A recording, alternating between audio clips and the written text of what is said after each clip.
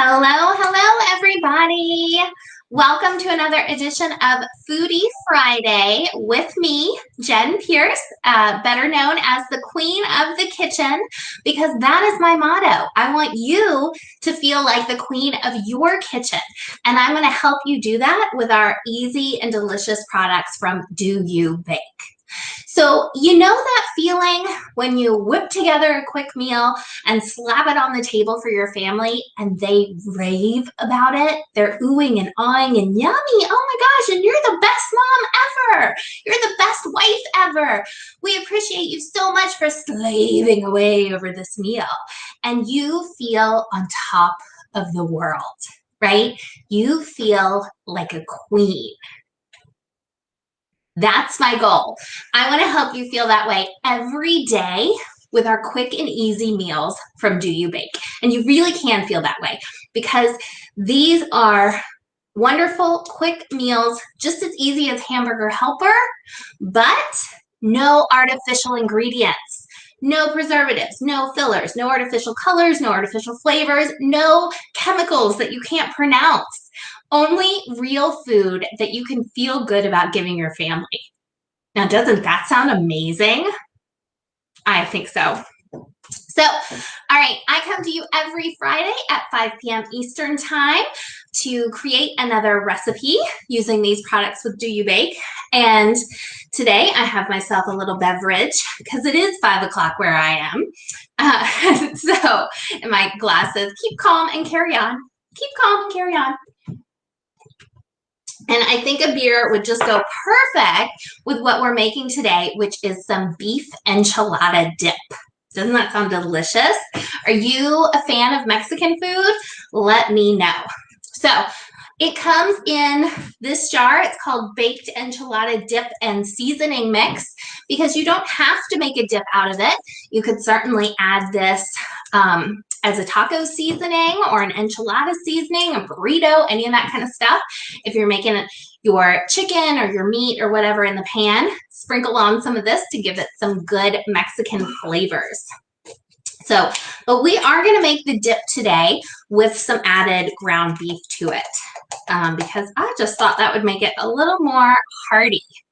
So I'm doing 3 tablespoons of our dip here, and you can see my jar is running low because I have been giving out samples of this.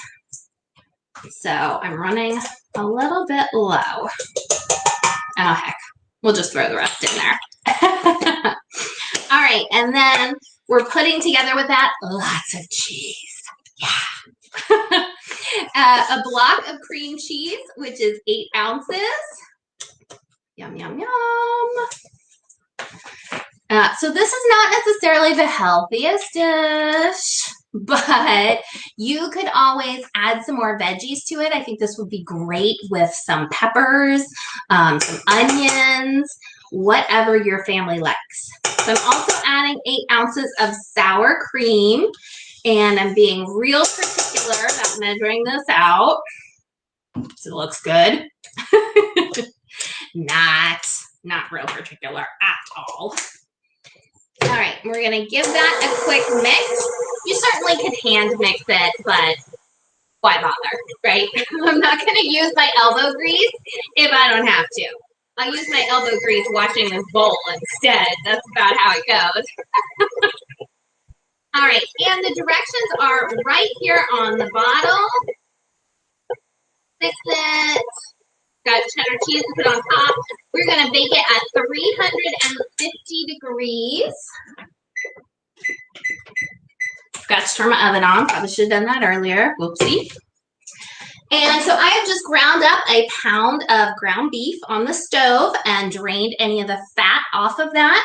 So I'm just going to add that right in. Nothing fancy schmancy here. Okay. See how quick this is coming together? We're almost ready to throw it in the oven. It's been, what, like 2 minutes? See if I can get my mixer apart. It might be the hardest part of this whole thing. It's working the mixer. So, do you guys have plans this weekend? It was super nice where I am in Maryland for most of the week, and then it got really cold yesterday and today. So, we need to do some yard work, but I'm not doing it today. It is like 40 degrees. Way too cold. Way too cold. All right, so I got my ground beef in there. I'm just going to mix it in. Some of my seasoning is on the bottom, so I'm going to mix this a little better. So if you were making this, what would you add to it? Would you add beef like I'm doing? Would you add chicken? What veggies would you put in it? I just think this could be great with so many things. We would probably add onion, except I don't like onion. So we're not going to do that. But normal people, unlike me, would probably love to have some onion with this. But you won't need it. So this is actually my first time making this, and you see how quick it comes together. So I'm just putting it in my baking dish here. Don't want to leave any behind on my bowl. All right, gotta give it a little sneak taste. So,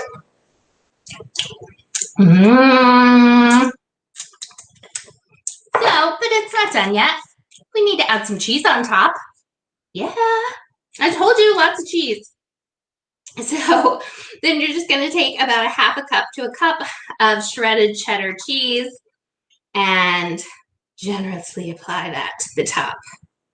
And I've got a little extra cheddar here because that's how we roll in my house.